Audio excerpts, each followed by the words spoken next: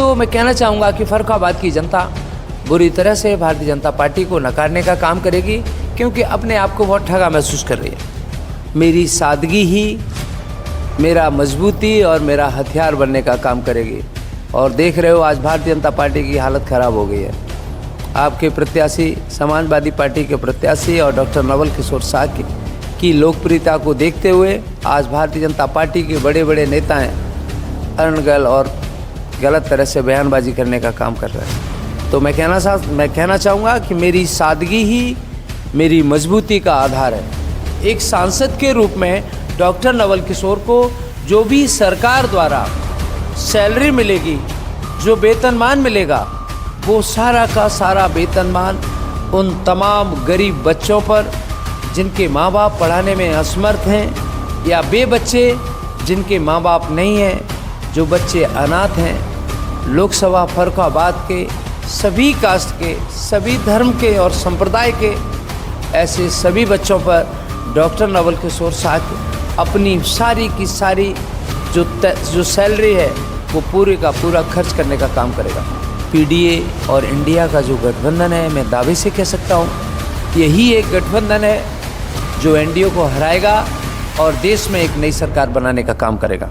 हमने मन बना लिया था चुनाव लड़ना है, और चुनाव लड़ने के लिए, चुनाव लड़ना मतलब राजनीति विरासत के लिए बाबा साहेब भीमराव अम्बेडकर जी ने कहा था कि सबसे पहले आपको सामाजिक क्रांति लानी होगी। और वो सामाजिक क्रांति हम लगातार 12 से 13 सालों से अपने कायमगंज के लक्ष्य हॉस्पिटल के माध्यम से या फिर लखनऊ के लक्ष्य कैंसर हॉस्पिटल के माध्यम से यहाँ के लोगों की सेवा करने का लगातार 12 से 13 सालों से काम कर रहे हैं। नमस्कार दोस्तों, टाइम न्यूज़ 24 यूट्यूब चैनल में आप लोग का स्वागत है। 24 के खेल के नए एपिसोड में अभी हम जनपद फर्रुखाबाद के कायमगंज में मौजूद हैं और आप लोग देख सकते हैं कि अभी मैं आए हैं फर्रुखाबाद के लोकसभा प्रत्याशी डॉक्टर नवल किशोर शाह जी के यहाँ, जो कि समाजवादी पार्टी ने इनको प्रत्याशी के रूप में बनाया है और चुनाव लड़ रहे हैं फर्रुखाबाद लोकसभा क्षेत्र से। तो भैया से बहुत सारी बातें करेंगे और जानेंगे इनका क्या चुनावी माहौल है और क्या सोच रहे हैं और लोकसभा क्षेत्र से फर्रुखाबाद से कितनी मजबूती से तैयारी कर रहे हैं। नमस्ते सर। नमस्ते, बहुत बहुत स्वागत है आपका टाइम न्यूज़ 24 चैनल पे। जी, टाइम न्यूज़ 24 चैनल के माध्यम से जितने भी लोग मुझे देख रहे हैं उन सबको मैं बहुत बहुत धन्यवाद देता हूँ। सर, आपको समाजवादी पार्टी से लोकसभा प्रत्याशी बनाया गया जी, और कहीं ना कहीं सपा, इटावा, मैनपुरी, फर्रुखाबाद ये सपा का गढ़ भी बोला जाता है। जी बिल्कुल। और कहीं ना कहीं यहाँ पर भारतीय जनता पार्टी भी हावी है, मतलब मजबूती से लड़ रही है। तो क्या और सांसद भी यहाँ लगातार 10 साल से बीजेपी के हैं, कैसे टक्कर देंगे? नहीं, लगातार 10 साल से बीजेपी के सांसद हैं, ये अच्छी बात है, लेकिन सबसे बड़ी बात यह है कि उन्होंने विकास क्या किया है। आज प्रदेश और देश में दोनों में भारतीय जनता पार्टी की सरकार होने के बावजूद भी फर्रुखाबाद का, चाहे वो किसान हो, चाहे वो नौजवान हो, चाहे माता बहन हो, सारे के सारे लोग अपने आप को ठगा महसूस कर रहे हैं। अपने आप को ठगा महसूस कर रहे हैं? बिल्कुल, क्योंकि फर्रुखाबाद में सबसे बड़ा काम अगर हो सकता था तो फर्रुखाबाद पूरे उत्तर प्रदेश में आलू का सबसे बड़ा उत्पादन होता है। आलू के उत्पादन के साथ जहाँ किसानों की आमदनी 2 गुनी नहीं 10 गुनी हो सकती थी, आलू की प्रोसेसिंग के लिए यहाँ पर प्लांट लगाए जा सकते थे, आलू से बनने वाली दवाइयों के लिए यहाँ पर प्लांट लगाए जा सकते थे। ऐसा आज तक किसी भी 10 साल में यहाँ के माननीय सांसद जी ने कुछ नहीं किया। और सबसे बड़ी बात फर्रुखाबाद की अगर कहूँ तो फर्रुखाबाद में माँ गंगे जाती हैं, और माँ गंगे के बगल में गंगा एक्सप्रेस वे निकल के गया था। मैं कहना चाहूँगा कि कायमगंज विधानसभा से लेके फर्रुखाबाद तक जहाँ गंगा का क्षेत्र पड़ता है, पूरा का पूरा क्षेत्र आज से नहीं बरसों से, हजारों सालों से माँ गंगा की बाढ़ से पीड़ित रहता है। बात मैं चाहे गंगा के इस पार की करूं और चाहे हम उस पार की करूं, तो गंगा के इस पार कंपिल के क्षेत्र में जो बाढ़ आती है वहाँ पर बांध बनाया जा सकता था। उस बांध के बनने से यहाँ के हजारों किसानों की जो फसलें बर्बाद हो जाती हैं, लोगों की जनहानि होती हैं और इतनी भयावह स्थिति हो जाती है, वो स्थिति कभी भी हमें देखने को नहीं मिलती। और दूसरी बात, गंगा के उस पार अगर गंगा एक्सप्रेस वे निकल जाता तो मैं कहना चाहूँगा कि गंगा एक्सप्रेस वे, सोचो इस बार आप लोगों ने, पत्रकार साथियों ने देखा होगा कितने भयानक भयानक दृश्य आप लोगों ने देखे। लाखों बीघा किसानों की ज़मीन, जो फसलें थी वो टोटली बर्बाद हो गई। और दुख इस बात का है कि माननीय मुख्यमंत्री जी आए और उनका हवाई जहाज़ से दौरा था और वो भी किसानों के लिए हवाई की तरह हो गया। किसी भी किसान को कुछ भी उस फसलों का मुआवजा नहीं मिला। मैं कहना चाहूँगा हमने गंगा के इस बार जो बाढ़ आई थी, उस बाढ़ के दौरान हमने लगातार लोगों की मदद करने का काम किया। गंगा का इतना इतना पानी भरा हुआ था, उसमें जाके उनको भोजन और अन्य सामग्रियां और दवाइयां देने का काम किया। इसके अलावा बहुत सारे गांव हैं जो गाँव से रोडों का लिंक डिस्कनेक्ट हो गया था और फसलों के ऊपर ऐसे लग रहा था जैसे माँ गंगा बह रही है। तो उन लोगों को हमने नाव देने का काम किया। लेकिन हम कह सकते हैं कि हम बहुत ज़्यादा तो नहीं कर सकते थे व्यक्तिगत तौर पर, लेकिन मैंने उनके दुखों में एक घाव भरने का काम किया है। तो मैं कहना चाहूँगा कि फर्रुखाबाद की जनता बुरी तरह से भारतीय जनता पार्टी को नकारने का काम करेगी, क्योंकि अपने आप को बहुत ठगा महसूस कर रही है। सर, आप लोकसभा प्रत्याशी हैं, आपकी तैयारी कैसी है फर्रुखाबाद लोकसभा क्षेत्र से? मैं कोई आज से थोड़ी कर रहा हूँ, मैं तो समाज सेवी हूँ, डॉक्टर हूँ। जहाँ हम अपनी पढ़ाई किंग जॉर्ज मेडिकल कॉलेज में हमने किया और कैंसर सर्जरी विभाग में काम किया। उसके करने के बाद से ही हमने मन बना लिया था कि चुनाव लड़ना है। और चुनाव लड़ने के लिए, चुनाव लड़ना मतलब राजनीति विरासत के लिए बाबा साहेब भीमराव अंबेडकर जी ने कहा था कि सबसे पहले आपको सामाजिक क्रांति लानी होगी। और वो सामाजिक क्रांति हम लगातार 12 से 13 सालों से अपने कायमगंज के लक्ष्य हॉस्पिटल के माध्यम से या फिर लखनऊ के लक्ष्य कैंसर हॉस्पिटल के माध्यम से यहाँ के लोगों की सेवा करने का लगातार 12 से 13 सालों से काम कर रहे हैं। और मैं दावे से कह सकता हूँ कि हमने लोगों के दुखों में उनके दुखों में मैं शरीक हुआ। इसके अलावा जो भी हमारे हॉस्पिटल में आया, चाहे वो किसी भी कास्ट का हो, किसी भी धर्म का हो, किसी भी संप्रदाय का हो, डॉक्टर हूँ, मैं पेशे से डॉक्टर हूँ।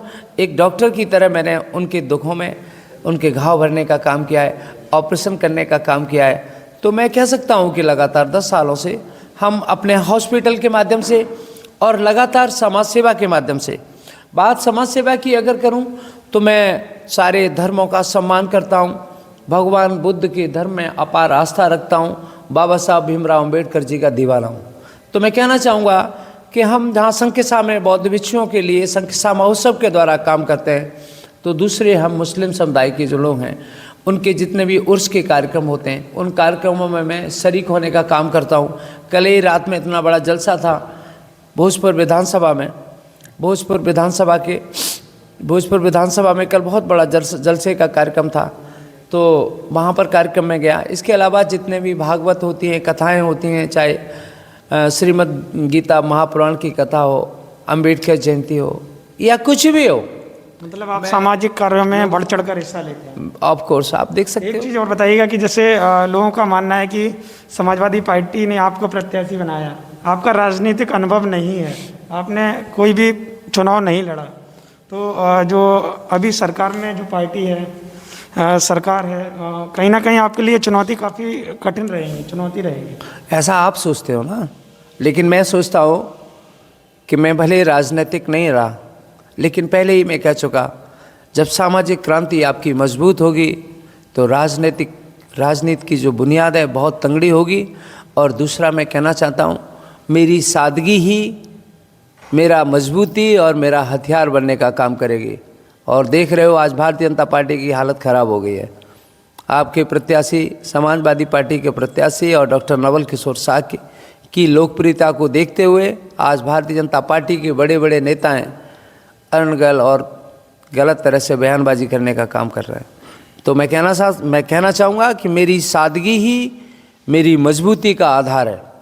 सादगी ही मजबूती का आधार है। जी। एक चीज़ बताइए, मैं ये कह सकता हूँ कि आने वाले समय के मैं सांसद जी से बात कर रहा हूँ फर्रुखाबाद के? नहीं, आप, ये अच्छी बात है अगर आप मानते हैं, जनता भी मानती है और एक सांसद के रूप में अगर आप मुझे प्रेजेंट कर रहे हैं तो मैं तो यही कहूँगा कि मैं जनता के आशीर्वाद से, जनता ने आज आशीर्वाद दिया है, आशीर्वाद देने का मन बना लिया है। और अगर ऐसा करने में डॉक्टर नवल किशोर को सांसद बनाने का काम करेगी तो मेरी भी एक प्राथमिक शुरुआत में जो अपने लेवल पे मेरी घोषणा है वो मेरी ये घोषणा है, क्योंकि डॉक्टर नवल किशोर साहब बेहद गरीब, साधारण और किसान परिवार का बेटा है।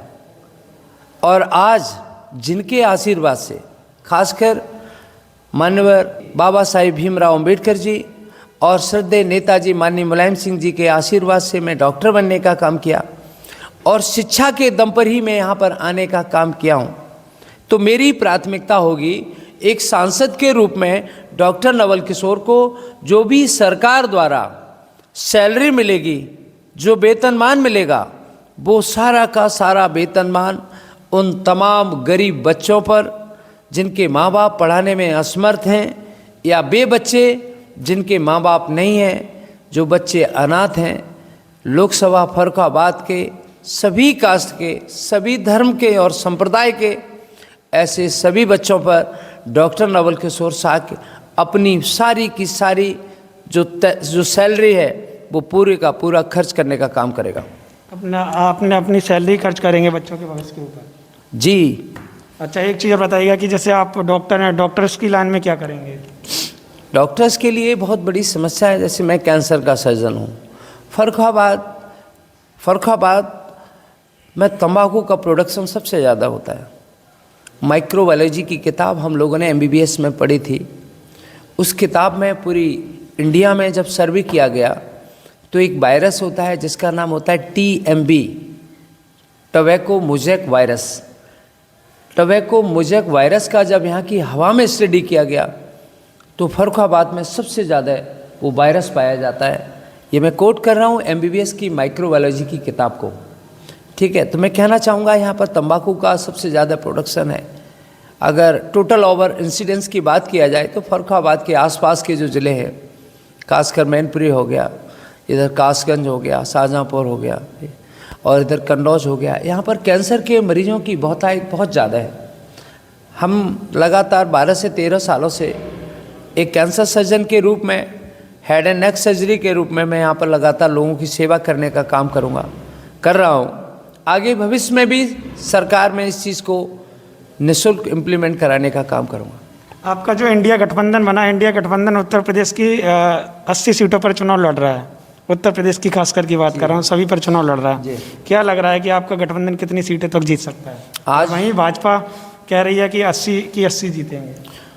ये तो समय बताएगा, लेकिन माननीय राष्ट्रीय अध्यक्ष अखिलेश यादव जी और माननीय राहुल गांधी जी का जो गठबंधन है, आज PDA और इंडिया का जो गठबंधन है, मैं दावे से कह सकता हूँ यही एक गठबंधन है जो NDA को हराएगा और देश में एक नई सरकार बनाने का काम करेगा।